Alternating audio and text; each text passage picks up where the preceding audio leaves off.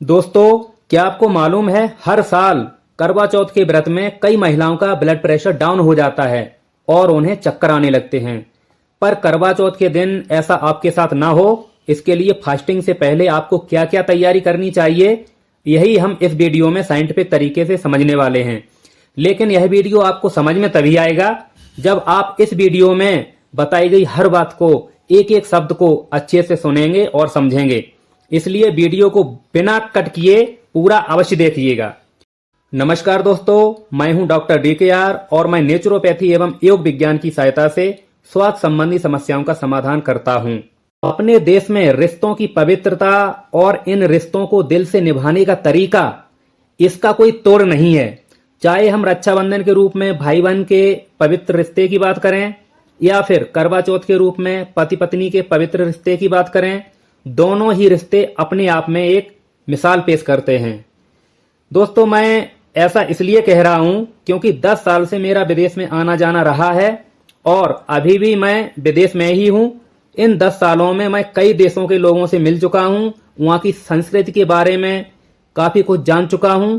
इस आधार पर मैं यह गर्व के साथ कह सकता हूं कि हम बहुत ही सौभाग्यशाली हैं कि हमारे पूर्वजों ने, हमारी संस्कृति ने हमें ऐसे पवित्र त्योहार दिए हैं जो दुनिया के किसी और देश में आपको देखने को नहीं मिलेंगे। अन्य त्योहारों की तरह हम करवा चौथ पर भी कई दिन पहले से ही त्योहार की तैयारी में लग जाते हैं। नए नए कपड़े, घर की साफ सफाई, शौक श्रृंगार का सामान, स्वादिष्ट पकवान और मिठाइयां बनाने के लिए ढेर सारी शॉपिंग।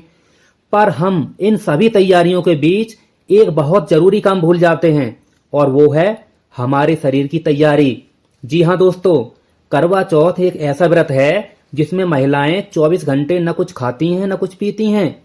क्या लगता है आपको शरीर के लिए यह सब कुछ एडजस्ट करना बहुत आसान है? जी बिल्कुल नहीं। एक बार का खाया हुआ भोजन हमारे स्टमक में 40 मिनट से 2 घंटे तक ही ठहरता है। इसके बाद जैसे ही हमारा स्टमक खाली हो जाता है तो हमें भूख का एहसास होने लगता है। पर मैं माताओं और बहनों के साहस को नमन करता हूं कि वे अगले 22 घंटे तक बिना कुछ खाए पिए अपने जीवन साथी की लंबी उम्र की कामना के लिए भगवान की प्रार्थना में लगी रहती हैं। पर इन 22 घंटों के दौरान आपका शरीर ब्लड में मौजूद सभी पोषक तत्वों और पानी को कंज्यूम कर चुका होता है। ब्लड में पानी और इलेक्ट्रोलाइट की कमी हो जाती है, ब्लड प्रेशर घट जाता है, जिससे कुछ महिलाओं को चक्कर आने लगते हैं और उनका व्रत टूट जाता है। क्या आपके साथ भी कभी ऐसा हुआ है? कमेंट में जरूर बताइएगा। पर अब आपके साथ ऐसा कभी नहीं होगा। आपको करना क्या है वह जान लीजिए।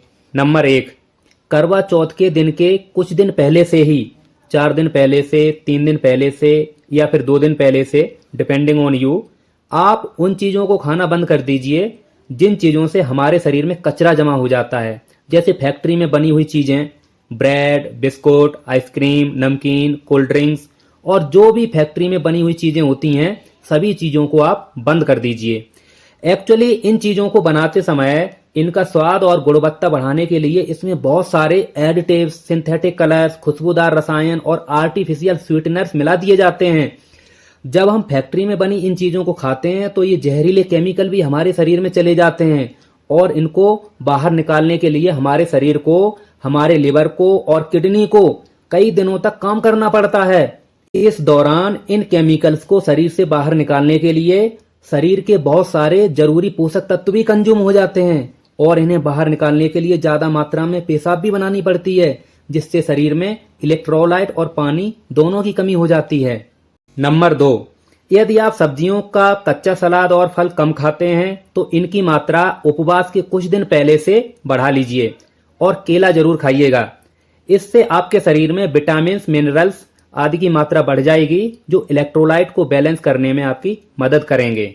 नंबर 3, करवा चौथ का व्रत शुरू होने से पहले जो भी आपकी अंतिम डाइट हो उसमें आप नमक एकदम 0 कर लीजिएगा। नमक बिल्कुल नहीं खाना है। अब आप सोचेंगे कि नमक नहीं खाएंगे तो नमक न खाने से भी तो ब्लड प्रेशर डाउन हो जाता है। ऐसा बिल्कुल नहीं है, क्योंकि ब्लड प्रेशर केवल नमक से ही मेंटेन नहीं होता है।